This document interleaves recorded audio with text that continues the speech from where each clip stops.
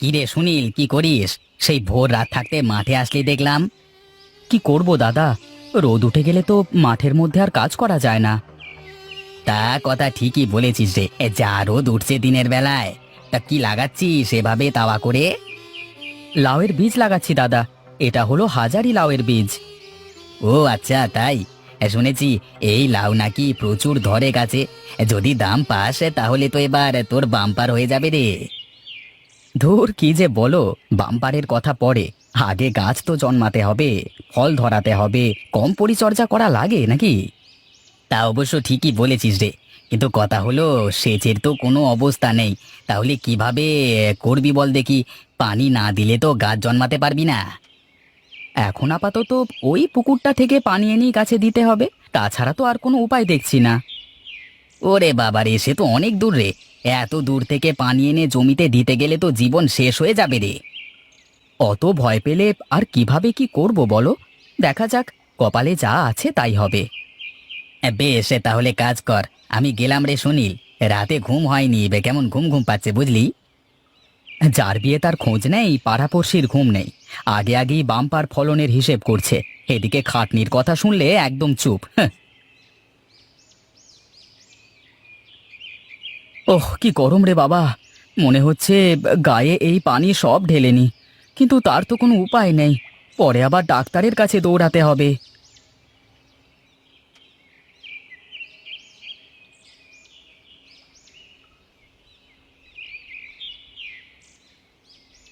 যাক, আজকের মতো সব ধাওয়াতে পানি দেওয়া শেষ। আবার কালকে এসে দেখা যাবে। যাই, এখন বাড়ির দিকে যাই একটু।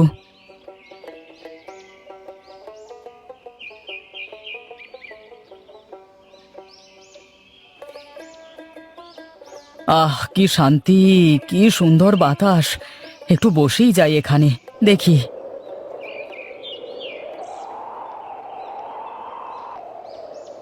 কিরে সুনীল, এখানে এভাবে বসে আছিস কেন? দাদা, মাঠের ভেতরে ছিলাম। এখানে এসে এই কোমল ঠান্ডা বাতাসে প্রাণটা জুড়িয়ে গেল। তাই তো বসে একটু হাওয়া বাতাস গায়ে লাগাচ্ছি। বেশ বেশ, তা বলছিলাম যে এবার কি ফসল চাষ করলি তাহলে? পানির অভাবে কি আর কিছু করবার মতো আছে দাদা?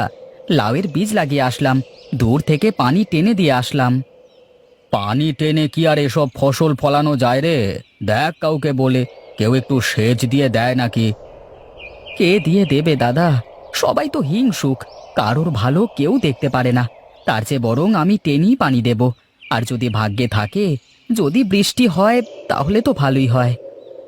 দেখ, এখন তোর যা ইচ্ছে। আমি গেলাম রে, আর ওতে আবার সবজির গাড়ি ঢুকবে তো। আমিও বাড়িতে যাই, খুব খিদে লেগে গেছে।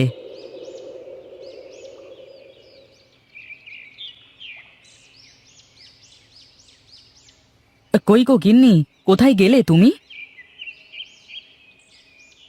কি ব্যাপার, বাড়িতে নেই নাকি? দেখি তো একটু পুকুর পাড়ের দিকে।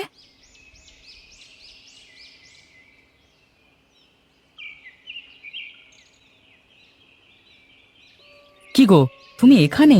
আর আমি সারা বাড়ি খুঁজে বেড়াচ্ছি তোমাকে। কাপড়গুলো খুব ময়লা হয়েছিল, তাই ভাবলাম তুমি আসার আগে এগুলো কেচে নি। বেশ, আমার খুব খিদে পেয়েছে, জলদি এসে কটা খেতে দাও। এক কাজ করো, তুমি হাত মুখ ধুয়ে ঘরে গিয়ে বসো, আমি হাতের কাপড়টা ধুয়েই চলে আসছি।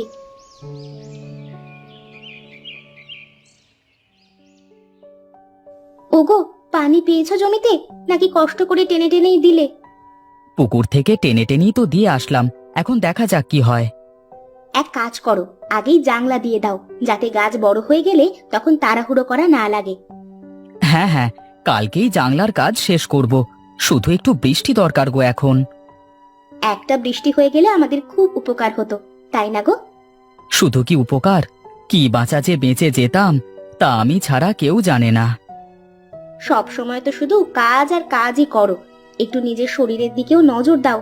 এভাবে খাটতে থাকলে তো নিজেই অসুস্থ হয়ে যাবে। শোনো গিন্নি, খাটলে আর কি হয়, খাওয়াটাই আসল। তুমি রোজ একটু ভালো ভালো খাবার রান্না করবে, তাহলেই তো আমার শরীর নষ্ট হবে না। রোজ রোজ যে ভালো খাবার রান্না করব, পাবো কই বলো দেখি? আরে, শুধু কি মাছ মাংসই ভালো খাবার নাকি? ভালো করে রান্না করলে তো সব খাবারই খাওয়া যায়। থাক, আমাকে আর বোঝাতে হবে না। তোমার সাথে সংসার করতে এসে যে আমি কত কি বুঝলাম। এভাবে শয়তানের মতো করে হাসবে না আমার সামনে, আমার খুব রাগ হয়। বেশ তো, যাও তুমি তোমার কাজে যাও, আর আমাকে খেতে দাও। তুমি সামনে থাকলে হাসতে হাসতে খাওয়া হবে না, বুঝলে? বেশ তো, আমি গেলাম তাহলে।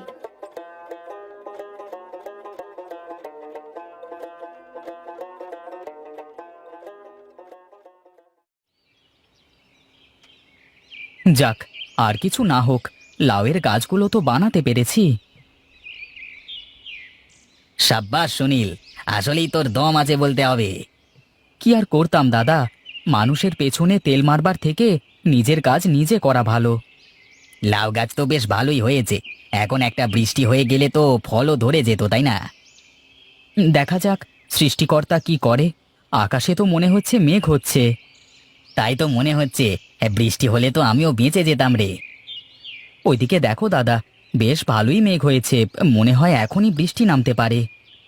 আমার আবার বৃষ্টিতে ভিজলে ঠান্ডা লেগে যাবে। চল তাহলে বাড়ির দিকে যাই। চলো দাদা, আমারও কাজ শেষ, বাড়িতেই চলে যাই।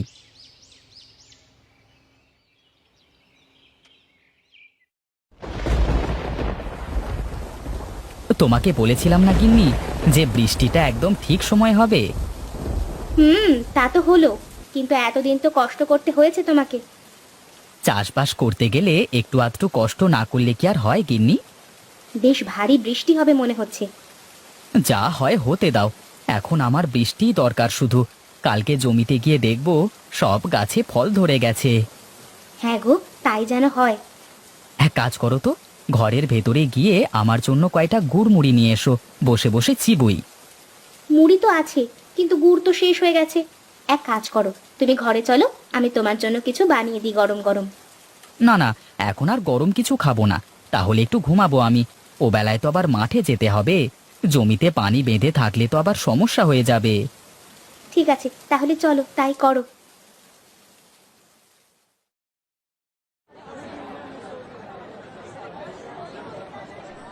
কিরে সুনীল, এই লাউ কি তোর নাকি রে? হ্যাঁ দাদা, আজকে অল্প করে কয়টা কেটেছি, কিন্তু বাজারে এসে তো মনটাই খারাপ হয়ে গেল। কাঁচা মালের তো কোনো বাজার ঠিক থাকে না, আর তাছাড়া বাজারে মালের আমদানি বেশি, বুঝলি না? কিন্তু আমার গাছে নতুন ফল দাদা, লাউয়ের চেহারাটা দেখো। আরে মানুষ চেহারা দেখে তো খাবে না, দাম দেখে খাবে। এক কাজ কর, তুই সবগুলো আমাকে দিয়ে দে, বাজার দরে পয়সা দিয়ে দেব। তাছাড়া আর কি বা করব, এত লাউ তো আর বসে বসে বিক্রি করতে পারবো না। দেখ, সেটাও তোর ইচ্ছে, তুই পারলে করতে পারিস। না না দাদা, দরকার নেই, তুমি বাজার দর দিয়ে এখন এগুলো ভ্যান থেকে নামিয়ে নাও।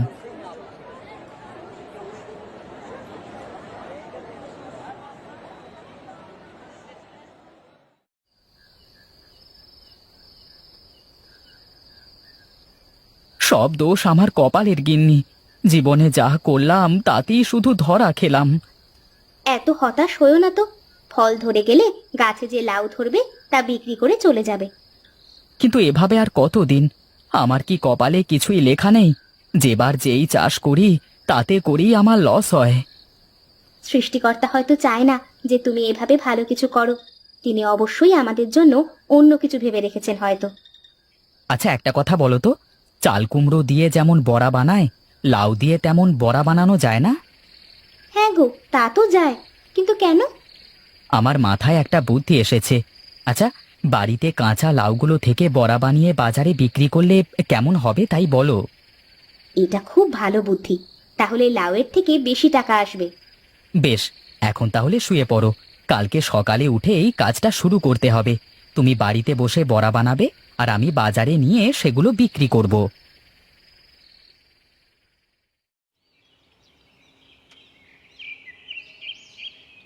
আমি তাহলে গেলাম গিন্নি, দেখি বাজারের কি অবস্থা হয়। শোনো, দরকার হলে প্রথম দিন একটু কম দামে বিক্রি করবে, যাতে করে পরে আবার সবাই কিনতে আসে। ও কথা আমাকে শেখাতে হবে না গিন্নি, দেখো কি হয় এবার।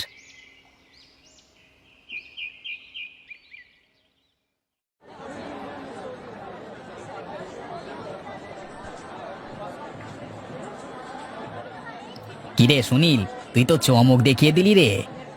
কি করব দাদা বলো, আমার ফুটো কপালে কিছুই তো হয় না। কিন্তু এবার কিছু না হয়ে যাবে না, তুই যা বুদ্ধি করেছিস। দেখছো না, লোকে লাউ কেনেনি, কিন্তু এই কাঁচা লাউয়ের বড়া সবাই কিনতে আসছে। এখন তো তোর আর কোনো চিন্তা থাকলো না। যে কদিন লাউ গাছ থাকবে সে কদিন এই বড়া বিক্রি করি তো তুই অনেক টাকা পাবি। দেখা যাক দাদা, আশীর্বাদ করো, দেখা যাক কি হয়।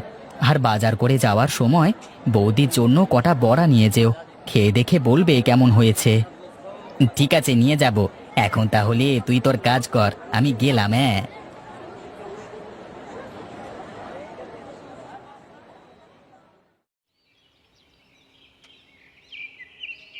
কি গো, সব বড়া বিক্রি হয়ে গেছে আজ? হ্যাঁ গিন্নি, সব বিক্রি হয়ে গেছে, একটাও বেঁচে নেই। তাহলে তো বেশ ভালোই হয়েছে, এগুলোও শুকিয়ে যাবে আজকের মধ্যেই। মা, এত টাকা! এত টাকা তো আমি একসাথে এর আগে দেখিনি। রাখো রাখো, এগুলো রাখো। এখন থেকে রোজ এত করেই টাকা নিয়ে ফিরবো ঘরে, আমাদের দিন ঘুরে যাবে গিন্নি। ওগো, সত্যিই যেন তাই হয়। এই কাঁচা লাউয়ের বড়া বিক্রি করেই যেন আমাদের কপাল ফিরে যায়।